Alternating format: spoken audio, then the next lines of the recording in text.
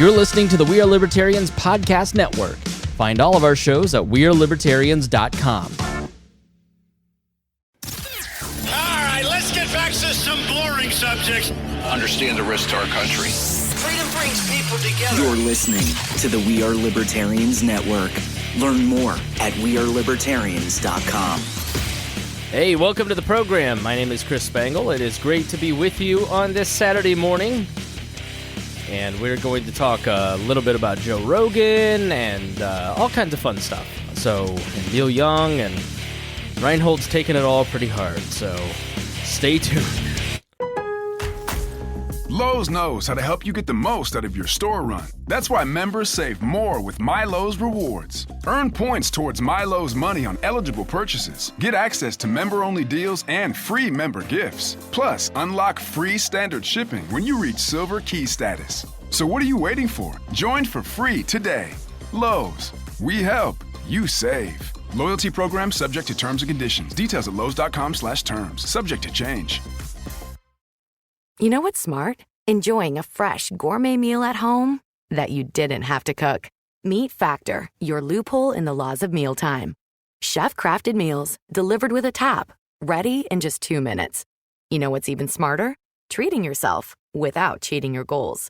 Factor is dietitian approved, chef prepared, and you plated. Pretty smart, huh? Refresh your routine and eat smart with Factor. Learn more at factormeals.com. Warning.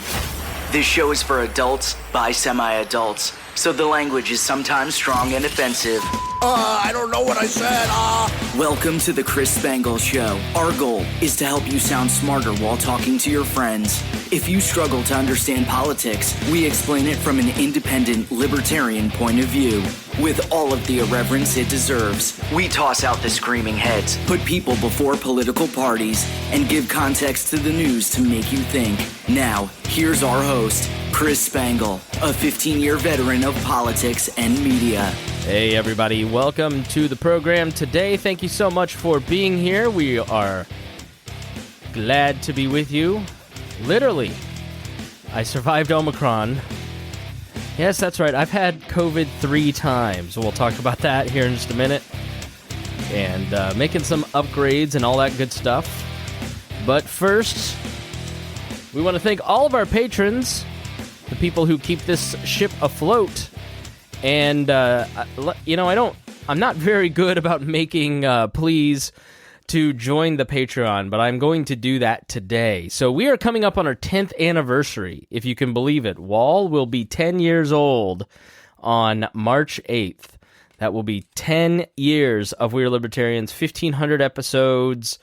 What a ride. It started with me, Chris Galt, Creighton, and, now we're here. We've had hundreds of co-hosts, it feels like, hundreds of guests. We've tried everything. We've done everything. We feel like we've finally figured out the secret sauce here after 10 years of striving. And I'm going to ask you guys to support the program. If you listen every week, you look forward to listening, please join the Patreon at $10 a month. 10 for 10. And I will say that I wasn't too diligent last year. I had a lot going on last year. I got Delta and COVID, which kind of took me out. We moved. My then fiance moved me. We moved into this place. So we had 3 moves. We, obviously the pat down and podcasting and platforms kind of took off. I was totally burnt out on politics. And frankly, doing this show, I mean, after 10 years, you sort of get to a point where you're just kind of burnt out doing the same thing over and over. And I took it a little easy at the end of the last year, plus getting married, honeymoons, family stuff, mediations, all that good stuff. My wife was involved in 2 different lawsuits. So it was a very difficult 2021. And so we got a little sloppy. But this year, we're tightening it up. We are tightening it up for sure. And we need your support. And, excuse me, this is just going to happen. So while I cough and take a drink, I'm going to introduce Harry and Reinhold. Harry, thank you for being here. Reinhold, thank you for being here. Harry, how are you? Going good. skip. She said the end of the year was kind of sloppy. I figured, it was the, usual like Spangle, like chokes like the Cowboys. But anyways, Reinhold, take care of him, please. He's right. Yeah, I know. How am I supposed to take care of him? I know. Listen, especially about the Cowboys, but here's the deal. I mean, I've talked for a long time about doing this full time. That's still the dream. That's still the goal. And realizing that 10 years is fast approaching us, it sort of makes you go, all right, are you going to do this or are you not going to do it? And we're going to do it. We've had a lot of conversations over the last month about the future. Brian Nichols has moved to Newcastle, Indiana. We'll be sharing. One side will be Boss Hog. The other side will be Brian Nichols' new studio. A meeting with them Thursday, kind of going through it.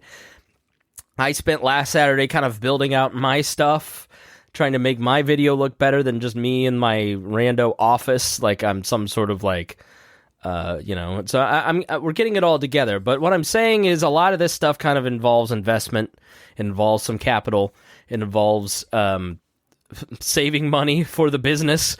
And so we really need your support at this point in our history as we start to move forward and make this what we know it can be, as opposed to just a hobby podcast that we do on Saturday, and turn it into something that is special, because we offer something different than I think most other news podcasts, most other political podcasts, most other libertarian podcasts. Not only is this a family of people that love hanging out with each other, so it's like a fun vibe. Reinhold is also here, but everybody else loves hanging out with everybody else. Reinhold, I like you, and that's all that matters. But we are really going to take this more seriously than we ever have before, and it requires your help. So, talking about the news in a fun, lighthearted way, but while giving you actual facts and not insulting your intelligence, you can't get that anywhere else, right? Maybe Joe Rogan, but Reinhold disagrees, which we will talk about today. Más o menos. But we want to always disagree, though. I'm contrarian. So please, I will be reading your name if you sign up from here on out. If you sign up at the $10 level for the 10 for 10 over the next few months, celebrating our 10th anniversary. If you've ever gotten anything out of We Are Libertarians, a laugh, an aha moment, a point of knowledge that help you in conversations with your friends, then pay it back. It's value for value. We subscribe to the value for value system here at the We Are Libertarians Podcast Network. We're all just looking forward to kind of getting back together, podcasting in person again. I'm going to invite the boys over to sit on the couch here and start doing shows in person again. Yeah, it's going to be a great year. We're looking forward to it, but we need investment, and it comes from our listeners and the people that find value in what we do. Those of you who have stuck with the feed and are still subscribed over the atrophying of the last 6 months, I really do appreciate it. There comes a point in life where something had to give, but, now I'm settled, I'm married, I'm healthy, I think, and we'll talk about that in just a moment. All right. Thank you for joining. Thank you for being part of the $100 a month members of the Patreon, joinwallplus.com, John Pusilo, Casey Feldposh, Lars Nordskog, Jake Edel, Matthew Durbin, Reinhold, Christy Avery, and Jason Doolittle. You are all great. So, hold on. Go ahead, Harry. Well, now that we can finally get Spangle to stop talking. I don't know how Dion does it, but yes, we got lots of the cool stuff planned. I've got. All right, thanks for being here, Harry. It's nice to have you on the program. What were you gonna say? I was gonna say we've got other shows even going fun with. We got a Low-Key Wall. You've got this, which we got to find. Yeah, we just created a new feed for Low-Key Wall, your show, which you can find at WeareLibertarians.com. Correct, and I've tapped the weird part of Reinhold's brain, got to pull out some really cool stuff, which we got our 9 for 9 things, which I did a primer live show about it about a week ago, so we could get ready to go live on that. I just got to get some time when we can all meet up and do this, So I think I don't know what day we're going to do it for because like I said, it's new show and I've got weird scheduling timed up, but hey, I just moved a whole old database, so I've got I'm going to have some time freed up this year. Yeah, so we're having conversations about what would it look like if we did this show daily? What would it look like, or more regularly? What would it look like to reformat this to be a little bit more friendly to listeners and advertisers in the new podcast environment? I mean, we've done it for 10 years. It's always been kind of a long form, free flowing discussion. What does it look like to tighten it up a little bit? So, I'm getting over Omicron. We just added Dr. Eric Larson with The Paradox, who you've heard the last couple episodes with. Very smart guy. And I'm going to ask him, we're soliciting questions, so if you have any questions about COVID, then please send it in, editor@wearelibertarians.com. As I'm a few minutes into the show, I realized maybe I should have canceled, considering I have COVID, with my voice not being able to probably hold up. But again, we're tightening it up. We're going to be consistent, whether it kills me or not. I guess, Reinhold, there's some weird segment of people out there that don't build immunity, and I'm one of them.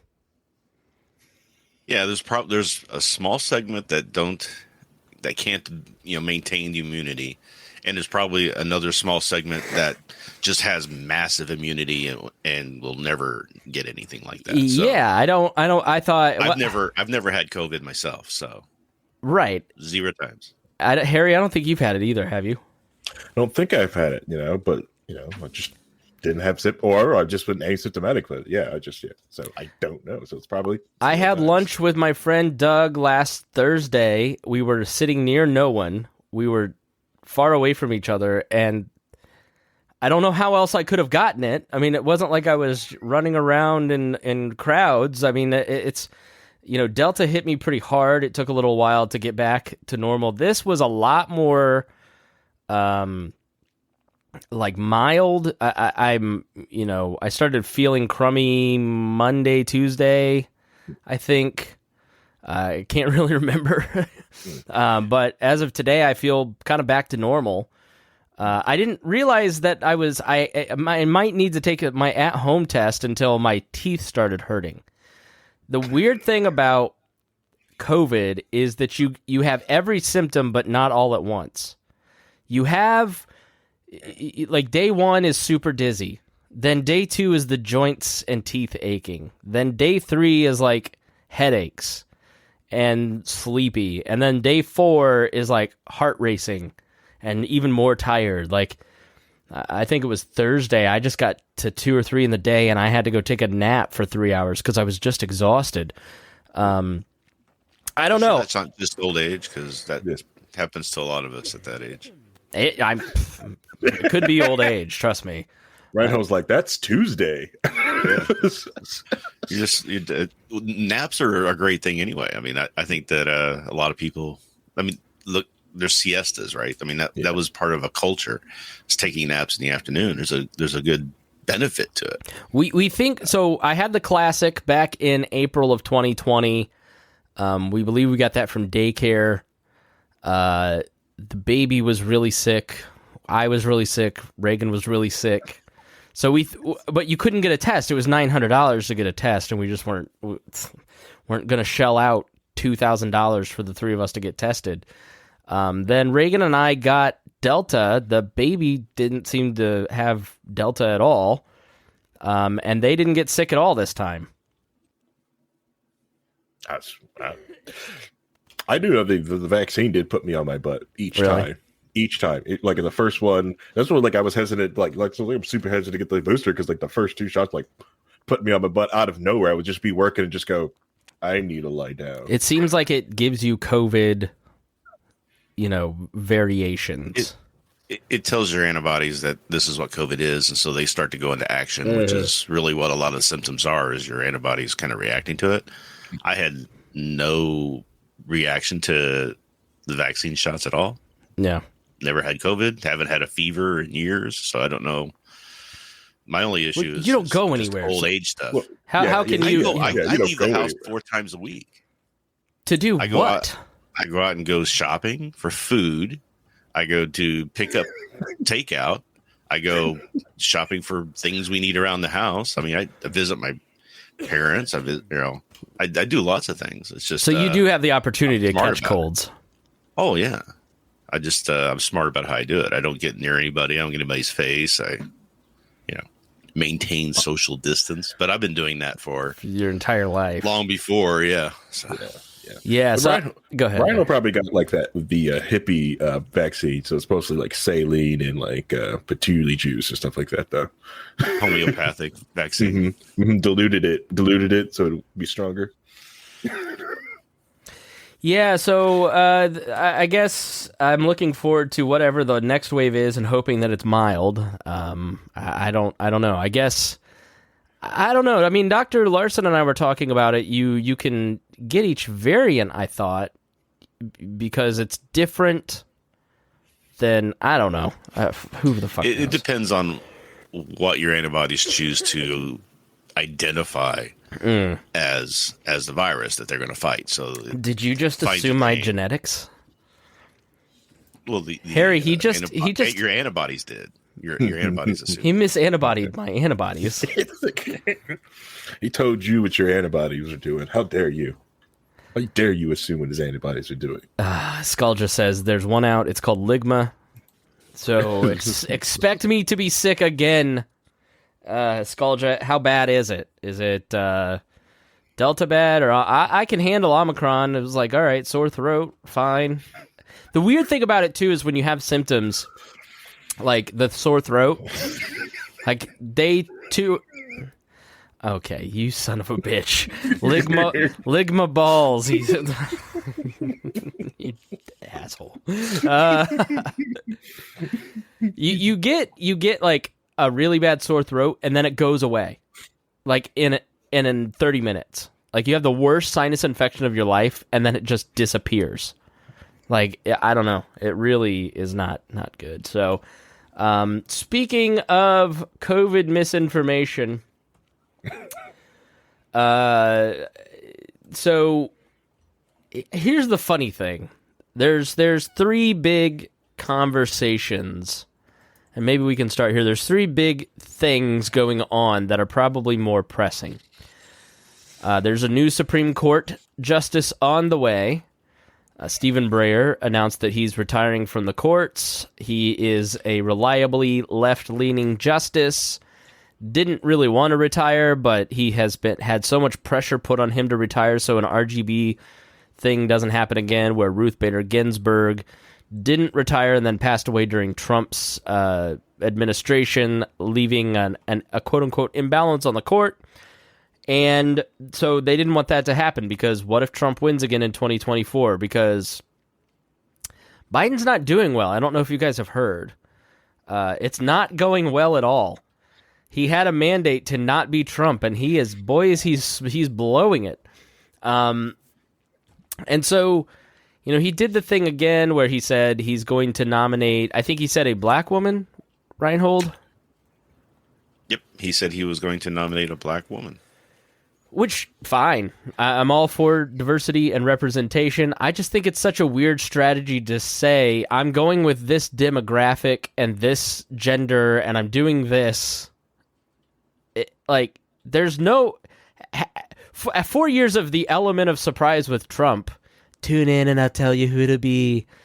It works. It's how it works in the new media environment and new politics.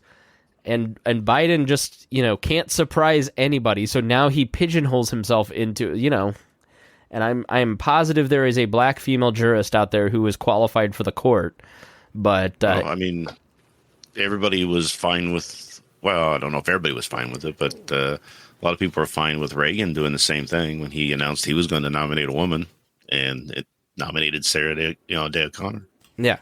Kamala Harris, Harry says, didn't work out. I don't know. No, he's talking about Kamala being the Supreme Court justice. Did you see her out of the VP spot? Yeah. Oh, yeah. I saw it. It gets rid of her. Puts her off the shelf. She's unlikable. Puts her off the shelf. Did you see Bill Kristol's tweet? And I just replied, "You okay?" Bill had a whole fanfic about what was going to happen. Oh no! Which was pretty funny. Let's see here. I'll pull it. Try to stay off Twitter. It's usually like the. I like Twitter. Twitter is like, I used to think Pinterest is where the worst people on the planet are, but really, now it's Twitter. Pinterest. Yeah, it's Pinterest. Yeah. Have you been to Pinterest? It's all these people on there like, look how much better I am than you. Let me show you how good my life is. Like, if you think Instagram is like denigrating on your life image, go to Pinterest. Like no matter what you wear, your workout's terrible, your design choices are terrible, so it's always doing something better than you. And if you try to recreate that pin, you can't. You just fail. It is the worst place to be if you have something wrong mentally in your head. Trust me. It's such a like weird rant. So Bill Crystal, former Weekly Standard guy, God only knows what his politics are now. Straightforward from here, he says. I tried to hit the mute button. June 30th, court overturns Roe. July 1st, Brea resigns, says court needs aggressive progressive justices. July 4th, Biden picks Harris for court. Harris resigns as VP. July 5th, Biden picks Romney as VP, says national unity needed for world crisis. So that didn't end up happening. It fell apart within days. But that is out there that Kamala Harris would go in the court. Is she a lawyer? She was a prosecutor. Yeah. California's top cop. That's right. Brian says Kamala Harris has a better chance of being on wall than SCOTUS. Why? I'd have her. I'll have her on. No, we would have her on wall, but like as SCOTUS. But no, if you think about like the SCOTUS question, like think about it. It's she's top cop. She's technically has the deciding. Could she vote? I don't know how the rules like. Could she vote for herself? She's the tiebreaker. I don't know. Can you vote for yourself? I don't think that would be a positive move for him. He needs all the help he can get right now. He's had it is. Well, how, you open up a VP spot. You can go and find a positive person, right, to move into that VP spot. Yeah, because, the idea was that Biden wasn't going to run in 2024. He was going to have Kamala Harris do it. She was going to get the VP spot and then step in. But she's tanked so bad in her approvals that they're questioning whether that's the way it's going to be. And speaking of tanking approvals, I know that Biden is not doing great, but you have to look and compare what he was with Trump, and he still got higher approval ratings than Trump did this time. So, sure, whatever makes you feel better about all this. I didn't say it was great. I'm just saying that's this idea that Trump's going to come swing back in 2024. I just find it kind of Biden has a new cat. Because these people think that politics still works like it's the West Wing and it's the 1990s. So the ratings are tanking. We need another animal. They get the first two dogs and they bite people and they send them off God knows where. And then so they get another German Shepherd like not even a month ago. And the ratings keep getting worse, his approval ratings. So they get a cat now. And you're just like, no, just do what you were elected to do. Like Democrats hate you because you're not radical enough. And everyone else, the other 75% of the country hates you because you broke your promise on unity. And, it's Biden keeps doing things that he knows he cannot do. He knows that he cannot, for instance, get the Voting Rights Act. He's trying to do all this voting rights stuff, essentially to kind of codify, the ease of voting that we saw last year. But in addition to that, kind of federalizing all elections so the federal government has a say in every election, which we're fundamentally opposed to, but expanding the ease of voting, great. I'm not a Republican on this. Like the myth that more ease of voting means more Democrat votes has been completely disproven. There's a book called The Turnout Myth that you can go and read and see all the data on it. But he knew he couldn't get it done because they weren't going to kill the filibuster because Joe Manchin and Krista Sinema said they weren't going to do it. So instead of not doing it and doing something that he knew he could do, he went ahead and did it anyways, and then just blamed these two senators, blamed Mitch McConnell, pretended that everybody is Bull Connor that disagrees with him, and it's sort of the same divisive type tactics that Donald Trump did. When you look at the second impeachment, you had 7 senators that voted to impeach Trump, to remove him. So the will was there to remove him in the Republican Party in the House side, and they didn't even put Liz Cheney on the team for the House impeachment. It was all Democrats, and they wrote the articles of impeachment in a way that it was a poison pill to not get any Republicans to support it, which Nancy Pelosi keeps doing.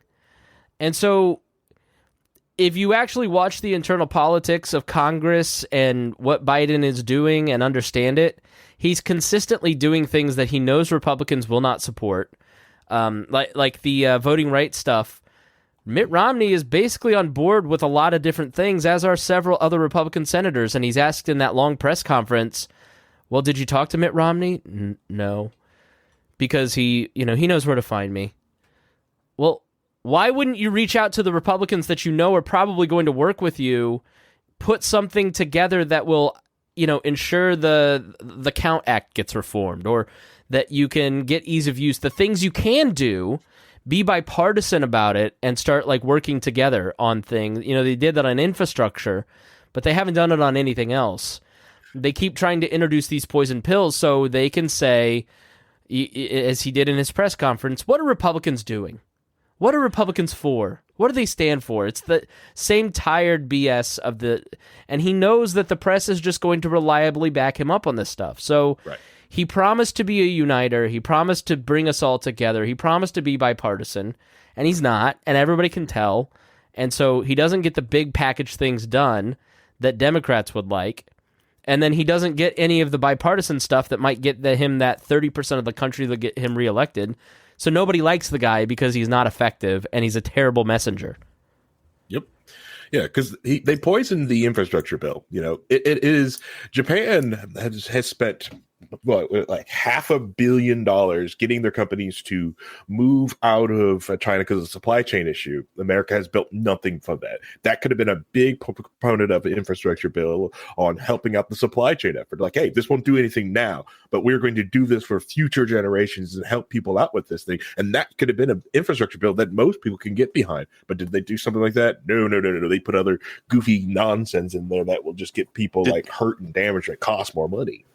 Did they ever drop the huge tariffs they put on China? No, he hasn't. Supply chain from China. We've got he has upheld most of the restrictions on the border and the quotas that he diminished. Right. He did. And the worst part is he's not done anything about those things, so that irritates the left who wanted him to do something about that. But the right just keeps saying he's opening the border and letting these people through because they don't care about it. When his border policy is much the same as Donald Trump's. Yep. So, yeah. I mean, no real meaningful action. Yeah, sometimes, it's actually it's almost worse with the simple fact because that illusion of talk of yes, please come here. And then okay, all right, hey, we just said that to get elected. Something crap, Well, he said, I don't know if you saw it the other day, no more talk. Here's where I stand on marijuana laws. There's a lot of talk out there on where I stand when it comes to our marijuana laws. Here are the facts. And it's, where he stands is no one should be in jail for marijuana use. Decriminalize recreational marijuana use and automatically expunge prior convictions. Legalize medical marijuana. Allow states to legalize recreational marijuana. Reschedule marijuana so researchers can study its health impact. I am all for all of those things. But when the guy who basically knew he was going to violate the Constitution by passing the vaccine mandate, he knew it would get thrown out by courts, he knew it would be an embarrassing loss, but he did it because of the bully pulpit. He could scare companies into compliance for the 6 to 7 months it's going to take to work through the courts. Mm-hmm. And so it basically was all talk because he knew he had no legal authority. But he's willing to violate the Constitution to do that, but he's not willing to really lift a finger for anything else, right? Right.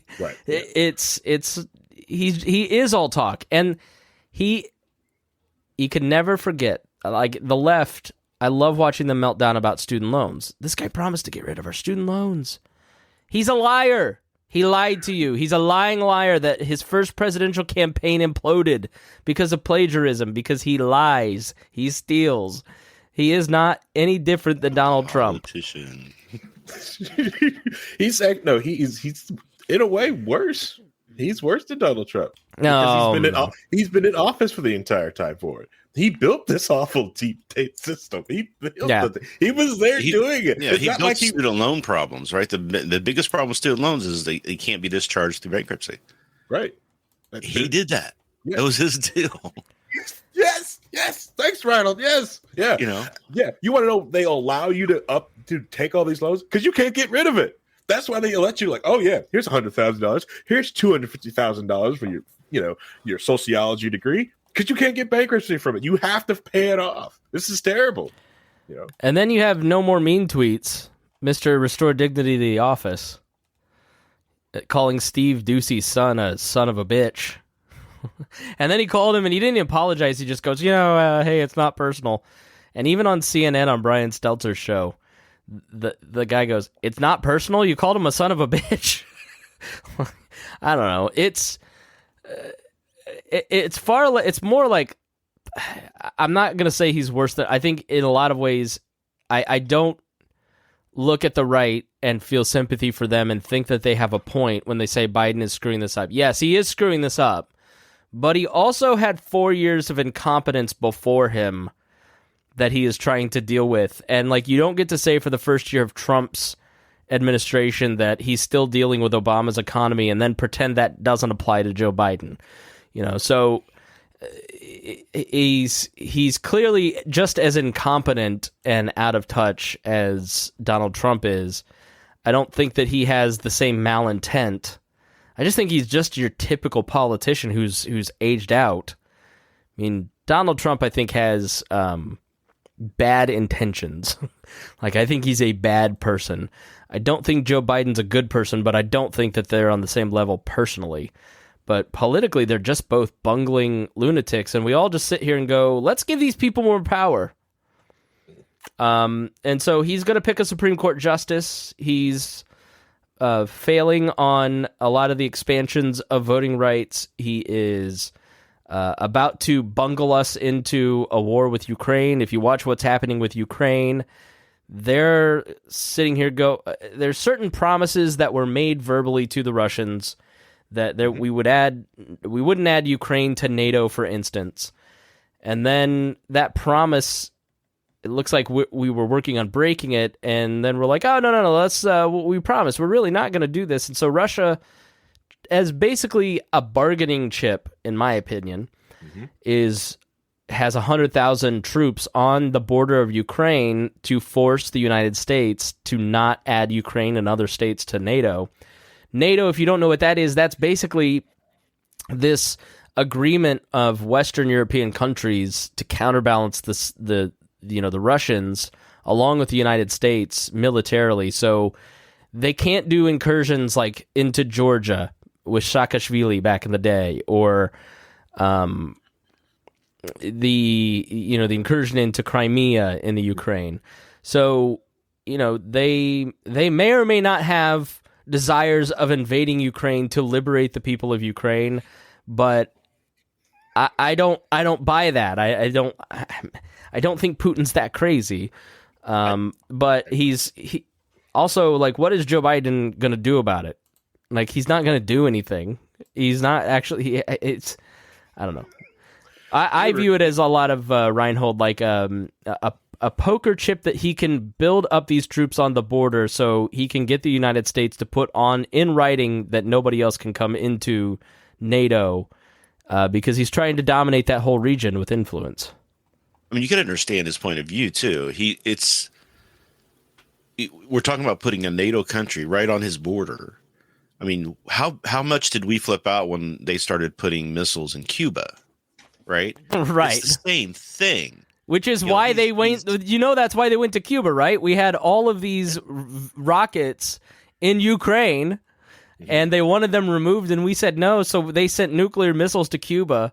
And then quietly, because we had to save face, Robert Kennedy agreed to remove those missiles from Russia. It happened about 6 to 9 months after the Cuban Missile Crisis. But they're like, yeah, we see your point. Right. Yeah, we just kind of lost the plot after. It's something to do with, I don't know what it is about Ukraine, but that was always a big thing with like Hillary and Obama. they just focused on Ukraine so much. I think it was Hillary, as Secretary of State, that did that. And somehow some representatives from theirs has just got into her administration or her circle, and they're trying to direct her to do all this stuff. And it's almost weird, the level of focus they have on it. Right? Yeah. Well, Harry, it's where it's at, and you can't blame Putin or the Russian Federation, and there's something they have also been.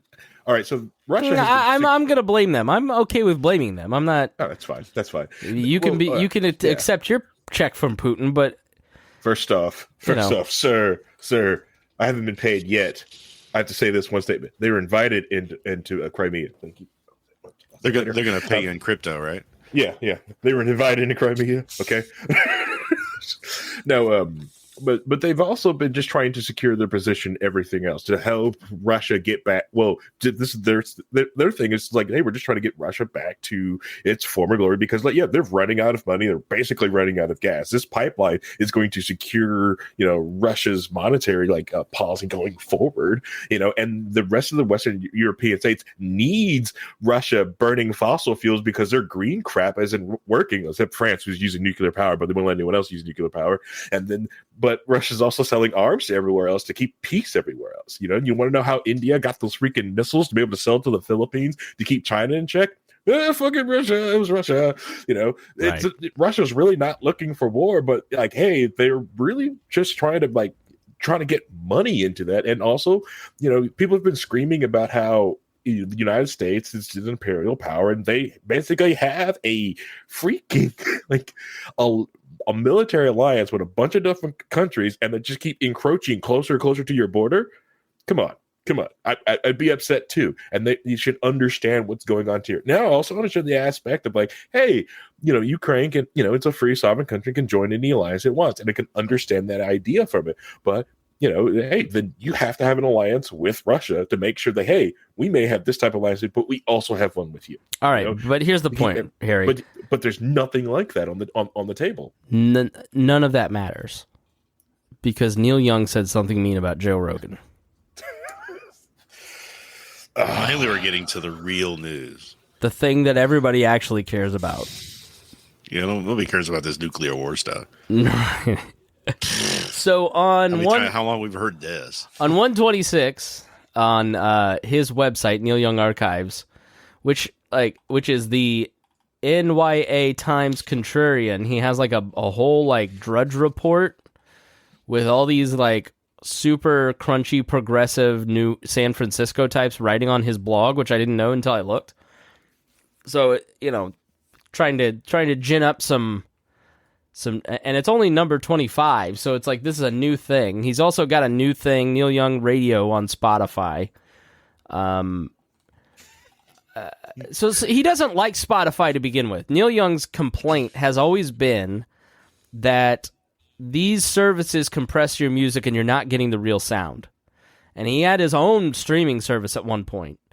But if you don't know who Neil Young is one of the original, think about Woodstock and San Francisco in 1969 and Crosby, Stills, Nash and Young, the Yardbirds. Maybe you don't know what any of that is and what I'm talking about, which is probably the reality for people under 30 maybe.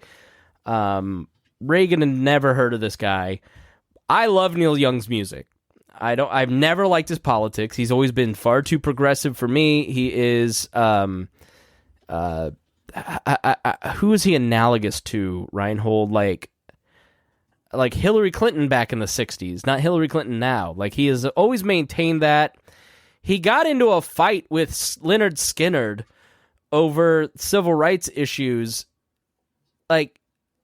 And Lynyrd Skynyrd died in 1977, basically. They had Sweet Home Alabama is basically a response to Southern Man by Neil Young, basically, calling out the South for their totalitarian mindset towards black people in the South at the time and their resistance to civil rights. Neil Young, I hated Neil Young when I was a good little Republican in 2004 because he was an anti-war Democrat. He was Dixie Chicks times 10. I mean, he was like, I just watched Team America. You have like 2 days to watch Team America on Netflix. And you watch it and it's like Alec Baldwin's the main, one of the main villains in that. But they're making fun of all the anti-war Hollywood types. Like, that was Neil Young, right?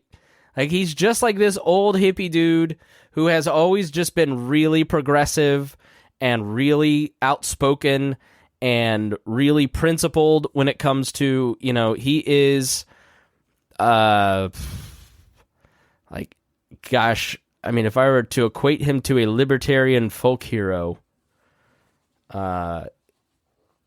he's the Murray Rothbard of of progressive. I don't know. I'm just doing that to piss people off. So I guess it's interesting to see these types of people. Joni Mitchell said today that she is. I said the Yardbirds. That's not who I'm thinking of. Just go listen to the Forrest Gump soundtrack. Watch Forrest Gump, and Jenny would love Neil Young. All right.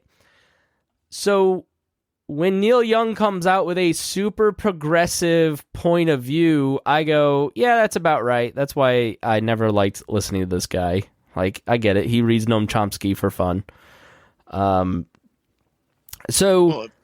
ahead. He's an old time anarchist, right? Right.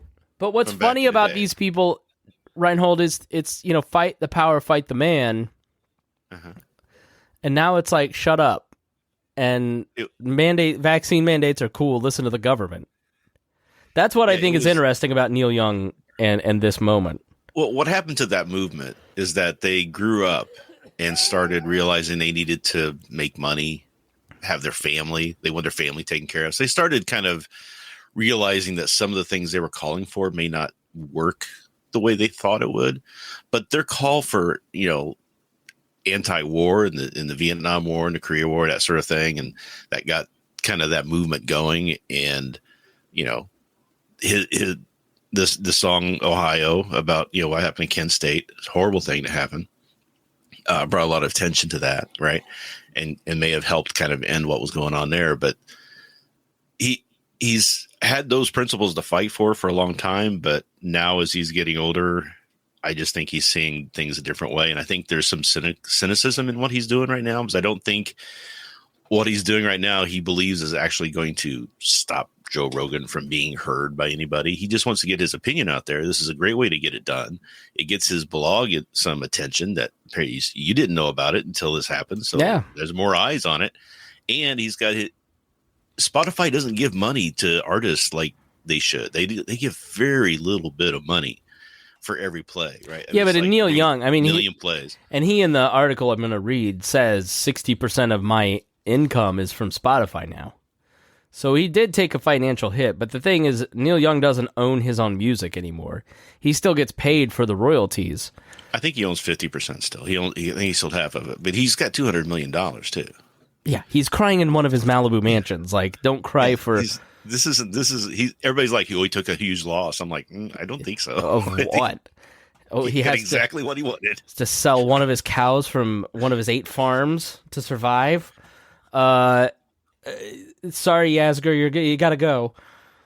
So he writes on his website, Spotify has recently become a very damaging force via its public misinformation and lies about COVID. I first learned of this problem by reading that 200-plus doctors had joined forces taking on the dangerous, life-threatening COVID falsehoods found in Spotify programming. Most of the listeners hearing the unfactual, misleading, and false COVID information on Spotify are 24 years old, impressionable, and easy to swing to the wrong side of the truth. These young people believe Spotify would never present grossly unfactual information. They are unfortunately wrong. I knew I had to try to point that out. All my music is available on Spotify, being sold to these young people who believe that they are hearing because it is on Spotify, and people like me that are supporting Spotify by presenting my music there. I realized I could not continue to support Spotify's life-threatening misinformation to the music-loving public. Before I told my friends at Warner Brothers about my desire to leave Spotify, I was reminded by my own legal forces that contractually, I did not have control of my own music to do that. I announced I was leaving anyways because I knew I was. I was prepared to do all I could and more just to make sure that happened. I want to thank my truly great and supportive record company, Warner Brothers Reprise Records, for standing with me in the decision to pull all my music from Spotify. Thank you. Spotify represents 60% of the streaming of my music to listeners around the world. Almost every record I have is ever released is available. My live music is a huge loss for my record company to absorb. Yet my friends at Warner Brothers Reprise stood with me, recognizing the threat COVID misinformation on Spotify posed to the world. Thank you, Warner Brothers, for taking a hit. Spotify has become the home of life-threatening COVID misinformation, lies being sold for money. There's an upside. Here's where you can get my music. I sincerely hope that other artists and record companies will move off Spotify to stop supporting deadly misinformation. Now, he cites the 200 plus doctor, and this comes from Fox News. So there you go. Most of the 270 signatories are not medical doctors. A vet, an engineer, and a podcast host are among the 270 doctors demanding Spotify take action against Rogan. Last week, 270 so-called doctors co-signed an open letter to Spotify demanding the company take action against Rogan. The media rushed to circulate the letter. We all saw it. Everybody in our circles, I'm sure, saw it.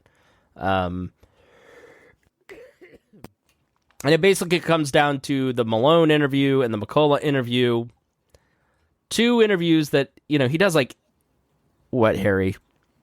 4 or 5 a week? Yeah, when he feels like it, and then if there's a fight, there's a pre-fight show or something like that, yeah. Yeah, so... But he's not busy touring or something. Yeah, or if he's busy touring, he does, when he wants to. But he's literally being argued a couple episodes later with one of his guests about it.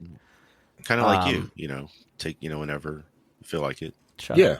You and Rogan, same person, same thing.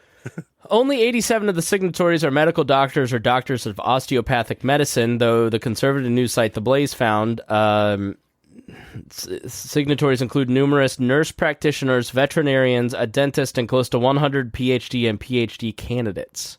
So, what is interesting about when the news talks about Rogan, and I will be honest, I don't listen to Rogan anymore. I did listen to those 2 interviews because I wanted to hear what those guys had to say. I subscribe to them on Spotify, but I listen to my podcast in Downcast, so I just don't see it as much. But I know enough to know that, every episode isn't about COVID misinformation. But Harry, the press has made it seem like that's all he does now. Right. And it's about the exact same attack they did against, in context with this, right? They're just using this to bully, they bullied Oprah and with Dr. Phil and all them other things, and the TV doctors back in the day. It's the exact same thing. You have people listening to you and not listening to us, and we hate that. We don't like this. Instead of trying to do anything about it, we're just going to try to use the force of ours together to take you down. Now, these are if these are medical doctors that have an issue with other medical doctors are having or saying on a podcast or something like that, they can go into medical journals and actually get these are actual prestigious things that they can actually go off and do things to discredit a doctor or someone who's bringing up medical information. But instead they're going to do this. They go after the lay media. This media is for us, the plebs, the internet people who want entertainment. This is where we get our entertainment from. If you have an issue with it, dude, you can just write a paper. And you're like, no, boom, we wrote a paper against this. It's thing. Part of why... it's what most of what Jordan Peterson did before he started doing the podcast circuit. It's sort of like the vendetta against social media that mainstream news has, in that they stole their classified ad money, they stole their attention, they gave people like me an opportunity to talk. We need the right voices to be listened to, and it doesn't matter that. But that breaks down when you have somebody so listened to like Rogan, and then they see you lie about that person or say things that aren't true, and it doesn't jive. Right. Doesn't jive together, and it just more okay, then counter what the person said. What did they actually say? Counter it. What particular, put up the show receipts is what a lot of people like to show the receipts. Where's the timestamp? Can you show me exactly where on the doll Rogan's guess hurt you and what did they? You can't just say the whole episode, because it can't be the whole episode, because they don't talk about those particular topics the entire time. Trust me, whiskey, weed, and elk meat must have came up in that episode. And trust me, eating elk meat, drinking whiskey, and smoking is amazing.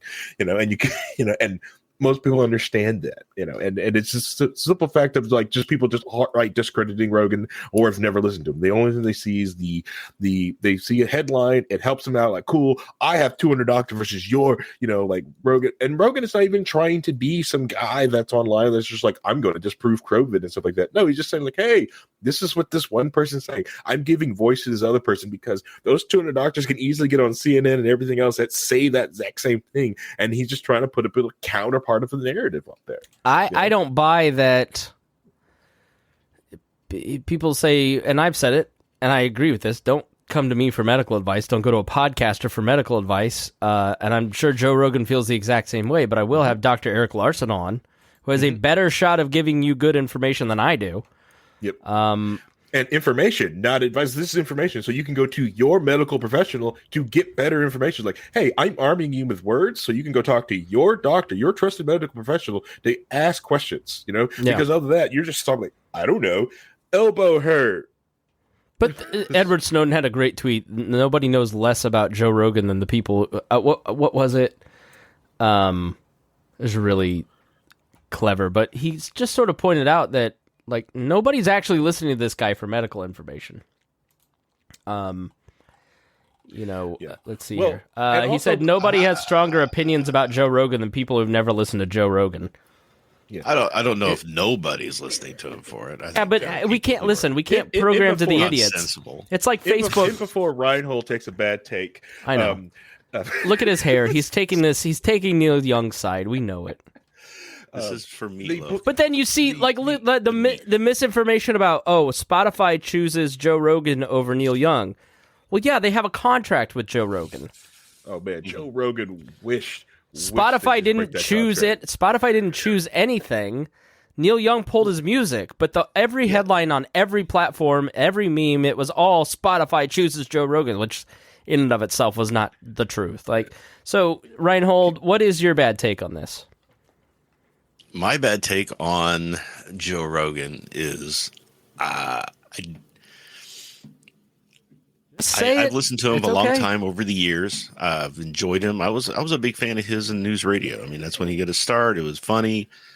When he started his podcast after the MMA stuff and Fear Factor and everything else, I've always followed him and thought he was funny.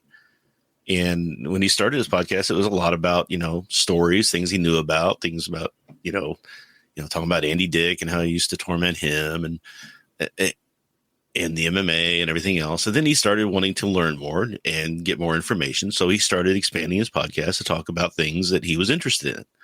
The problem was that I see with it is that he doesn't have enough information going in so that when somebody gets on his podcast and says something that if he had the information on, he would be able to refute or push back on. He just says, "Oh man, that's crazy, man." Yeah, that's wild. So that's where I worry at, because people were calling this the intellectual dark web or something like that. It's like he's nothing intellectual. I feel Harry, that I think that wasn't a terribly bad take. I feel like that was a fair criticism of Joe Rogan. What do you think, Harry? It was up until the conclusion of his paragraph. Yeah, right. No, you can't help but blow it. Rogan did not call. No, I didn't say he did. I just my problem is that people labeled people the intellectual dark web to give them these are the pseudo intellectual, because they were countering other bread tubers and other like pseudo intellectuals that came out of the educational space. Like, oh, we're so much better with our sociology degrees. This is how we like we're going to kind of counter your facts. So like, well, this is the pseudo intellectual dark web. Look how dark and scary it is. That's all that is. I'm not suggesting in any way that Rogan thinks he's a high level intellectual. Because he doesn't. I'm sure he doesn't. He's not. He understands that he's just a weed smoker online. He has more humility about it than the person that's writing an article. Like the person that's wrote this article, Yael Hallen at Fox News. I guarantee that, like most journalists, are people like me that are generalists. We have a lot of interest. You're curious, so you want to go be a journalist. So you write a lot of stories. You talk. You don't even really have a beat anymore, like you used to have education reporters or whatever. They're not qualified either to give medical information on CNN or at CNN.com or on the NewYorkTimes.com, they outsource the conversation to trusted experts. And so they're not really doing anything differently, but what's happened with people like Joe Rogan is the desire to diminish his reputation so people stop listening to them. And like that's what I find amazing. And it sort of is the Neil Young thing where the whole point of being a journalist, because I watched, All the President's Men at 12, and that's what I wanted to do too. But I just fell in love with radio and always wanted to do talk radio. Not like work for the Post. Is your Parts? That's what did it for Private Parts. I watched it last night. It's on HBO Max. It's hilarious. It holds up. But like Rogan is doing basically what any journalist would do, is going out and talking to people, but he's not defaulting to the CDC. So much of journalism now is going to a government agency and representative, and that has become the verification of whether or not a piece of information is right or not, which is not what, like, Cy Hirsch didn't do that, right? Like, that, the Cy Hirsch was the Neil Young of journalists, came out with the My Lai Massacre and so many other things. So it's just sort of interesting to see, like, a Neil Young and journalists kind of default to, well, the government says this is what true information is.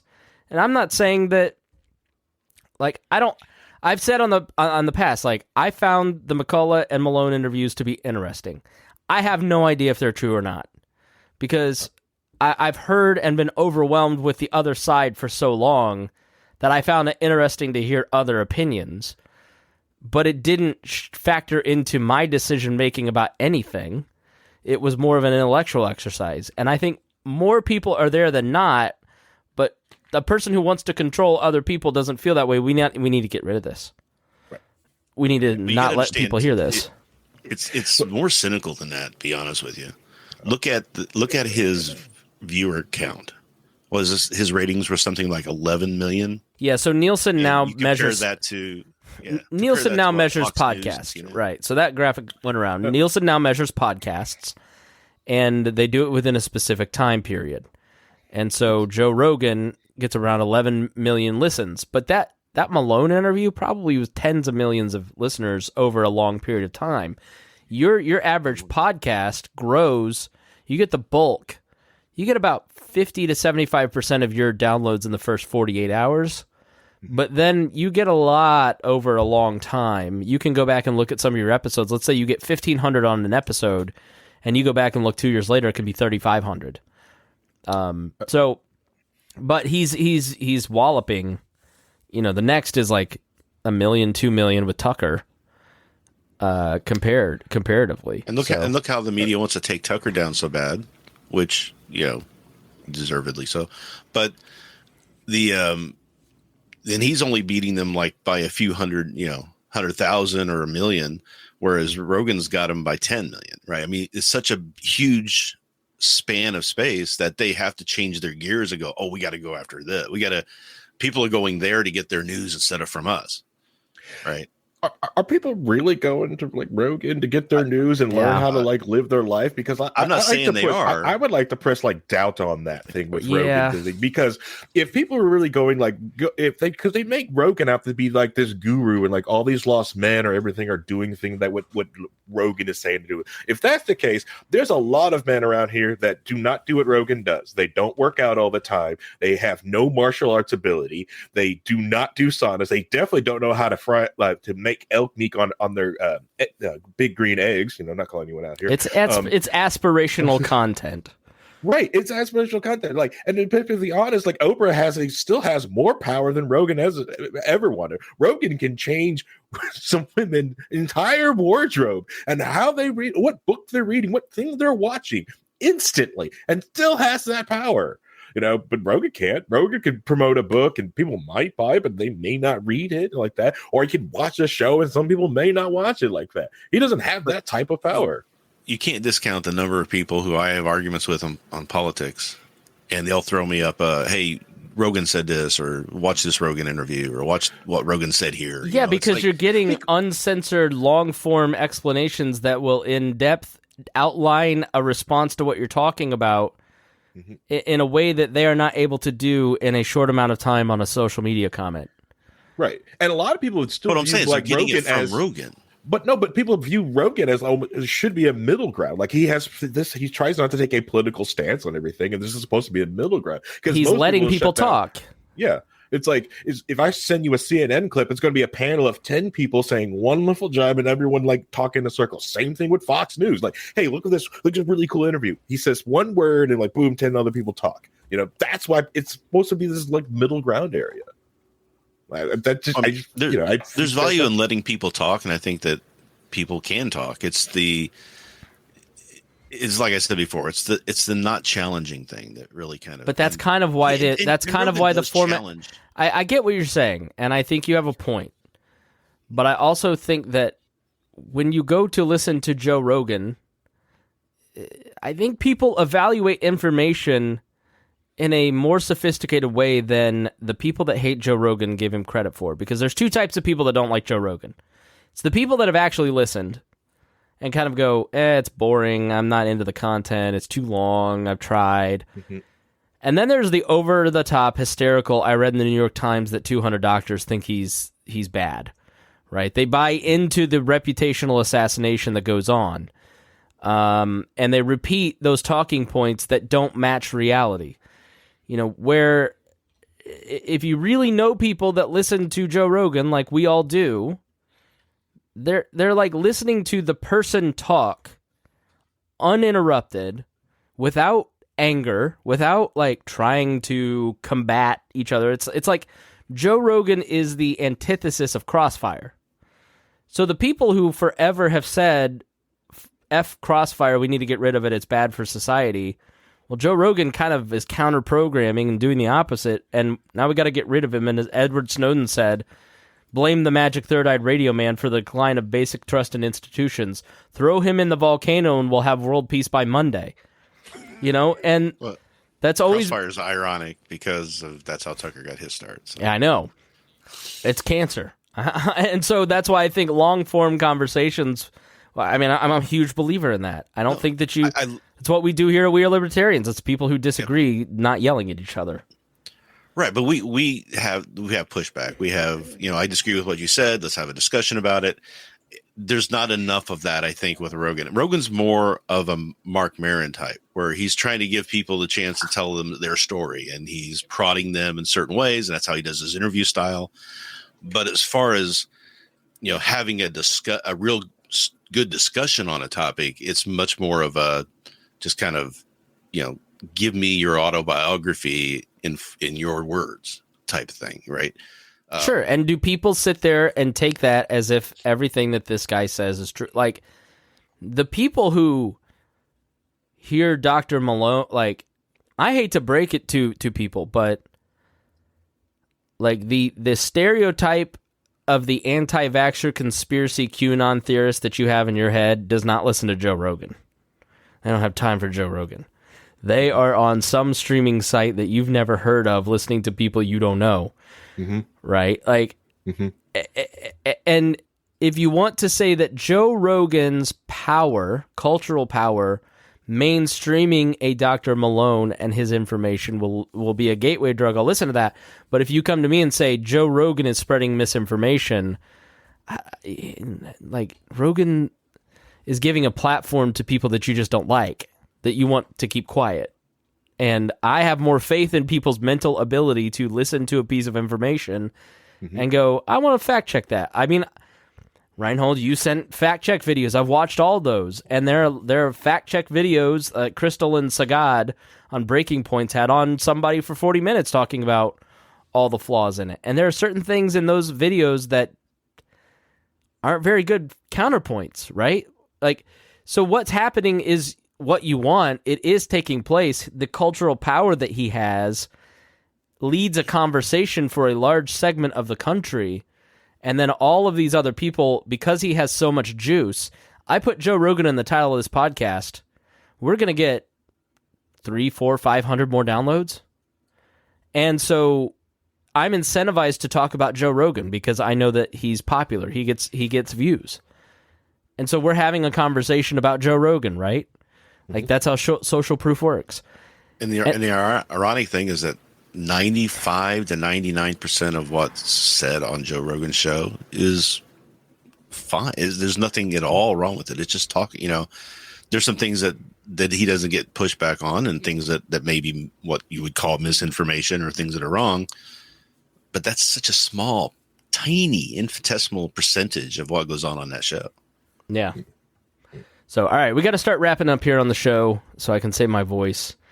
Great discussion. Final thoughts, Harry Price.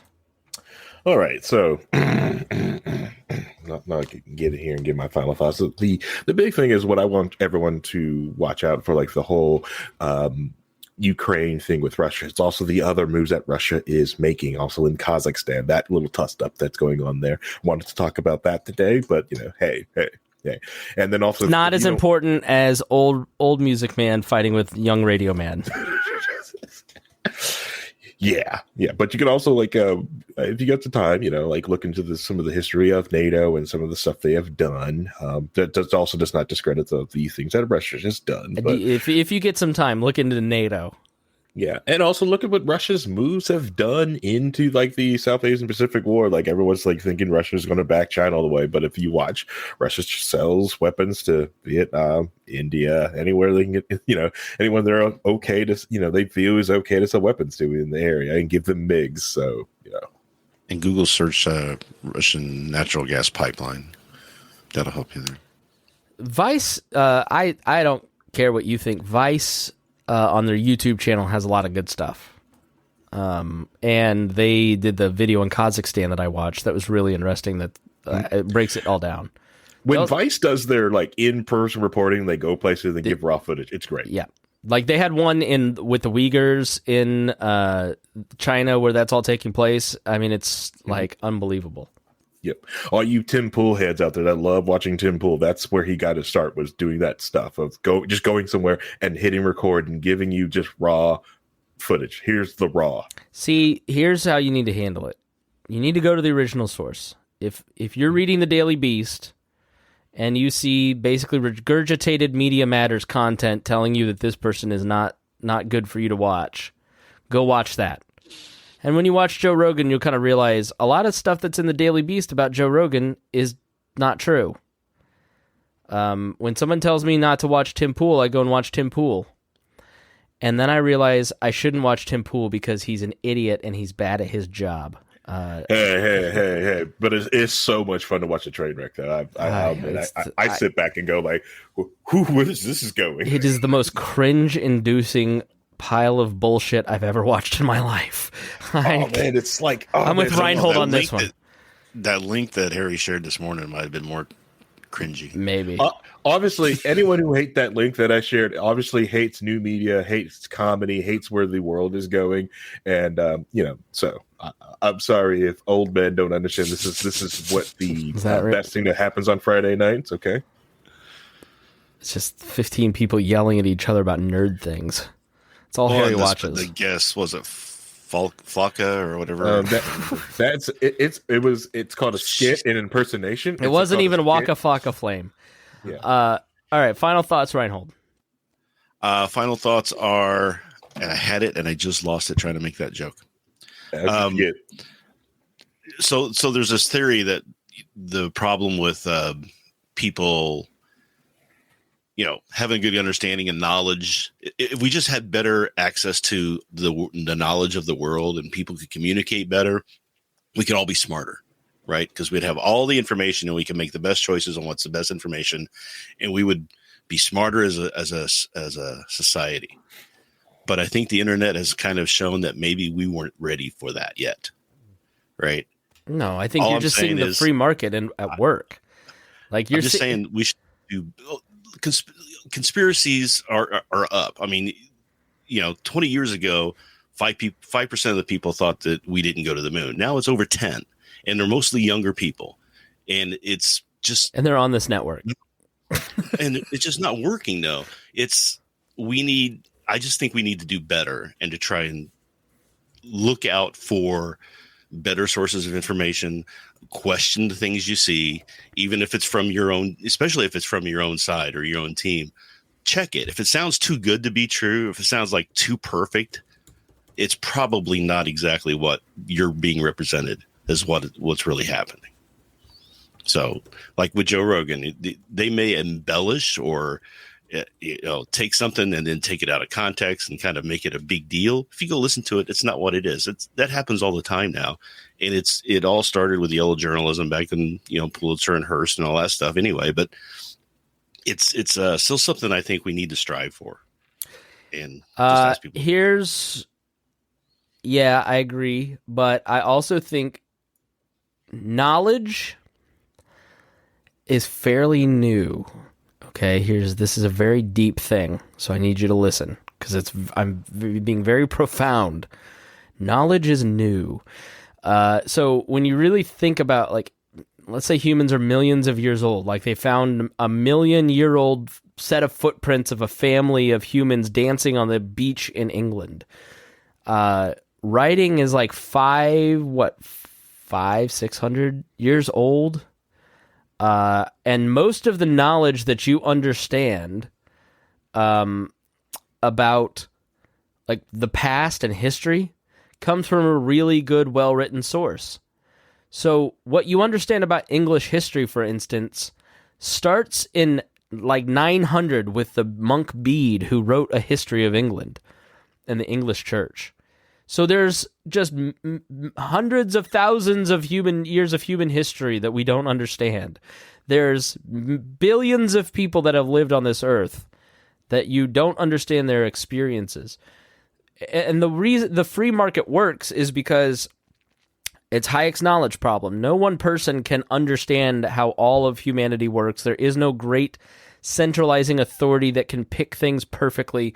When there's a pandemic on Earth, the best minds, the richest country on Earth can give you $1,200 to survive for the next 8 months. And their vaccine that will stop the spread. Well, I'm going on the third round of COVID, right? Like, and I'm not saying that these aren't advancements, right? But in human history over the long scope, but central planning never really works out. It isn't possible. And so what's happening in the internet age is we are seeing the full expanse of humanity in so many ways, and it's overwhelming us a little bit. And we are less trusting of each other because we are seeing things that always have existed, and it makes us, like, when you talk to women about their experiences with a healthy percentage of men, you're like, oh, yikes. When you talk to your black friends about their experiences, you go, yikes. Like, I grew up in a little bubble, right, that protected me from a lot of information that made me just trust people. Well, now at 38, I'm less trusting of people because I've got more information, right? But the reality is that you have to at some point learn to trust people. You have to learn at some point that you can't control other people's thinking, that they can have exposure to information and they'll work it out. And the more you try to stop them from doing that, the worse it gets. Right. My guess is my statement is not that we want to stop it. We just want to make it better. We want to improve it. The idea of having all this knowledge is wonderful. It's something that I just hope keeps continuing. That it's unbelievable. When I grew up, if I wanted to find out about a topic, I'd have to go to a library, try to find a book that somebody might have written, if there is one, and you just didn't have access to information at your fingertips like that. Yeah. So that's the wondrous thing about it. There's just that downside where we haven't acclimated to it. It kind of came a little fast, I think. Yeah. And we haven't really kind of got our heads around it yet. And I just want people to stop when they see something that's like, oh my God, this, and then stop and think about it and look it up and just kind of validate it before you start moving forward, because it may not be what you thought it was. And I think I've just taken the position that it's important for me to vocalize and try to tip the future generation away from censorship. And I don't have to agree with information, and I don't have to agree with the person's right to speak that I'm defending, but I think I have a duty as a public voice to talk about the right of somebody like Joe Rogan to go out and talk to a Peter McCullough, right? And it doesn't mean that you agree with that information or not. It means that you are setting the template for the future, saying, trust people with information more because it's going to make them more intellectually curious. Like all the reasons that we say don't do that. They don't have time to do the research. Don't blah blah blah blah blah. Like, how many things do we find out? I was a blind idiot walking through the Iraq War, and just trusted the news. And after that experience, I will never blindly trust the news, whatever that is, again, or the narrative even. We aren't governed by ideology anymore. We aren't governed by pragmatic politics anymore. We are governed by a narrative. We are governed by just the general sense of people, of what they kind of pull off of their Facebook feeds and memes and information. That's why Joe Biden's struggling, is he doesn't realize that politics is completely different, whereas Donald Trump has. But, and like, I don't know what this trucker thing is about in Canada. There could be 50,000 people in trucks driving to Ottawa. That could be totally true. But I want to see evidence. I want to verify it, right? Like, I want to know what's, just because I am more culturally right than I am culturally left, it doesn't mean that I'm going to buy that anymore. Like, the end for me was believing the Covington kid was actually getting in the face of the Native American guy. It was that's when I went, oh, I was really wrong just because I just reacted, so I try to react less. So that, I think that's all you can do is just take in information, allow people to be wrong. I think we have a real problem in this country is that we don't allow people to save face. Everybody was wrong about something during COVID. I'm sorry, but every single person who spoke publicly on any post, on any podcast, anywhere about anything was wrong about the pandemic somewhere. Left, right, Fauci, Jeffrey Tucker, it doesn't matter. Like, everybody was wrong about something. And so do we allow people to be wrong in public and kind of go, oh, okay. Like, everybody just have a little humility and kind of check your pride and just say, I was wrong about something. I was wrong about this, or, and an audience, but it's this machismo attitude that everybody's just, I can't show weakness. That kind of prevents that. And if you don't think Jim Acosta has it, then, or Joe Biden doesn't have that same attitude of pride and machismo, you're wrong. So, all right, that's my final statement. Thank you, everybody, for joining us here on the program. We will see you again next week. Please, if you got something, share this with your friends, and also join the 10 for 10 years of We Are Libertarians. If you got some value out of this program over the years, then join at $10 a month on the Patreon. Thank you so much. We will see you again next week.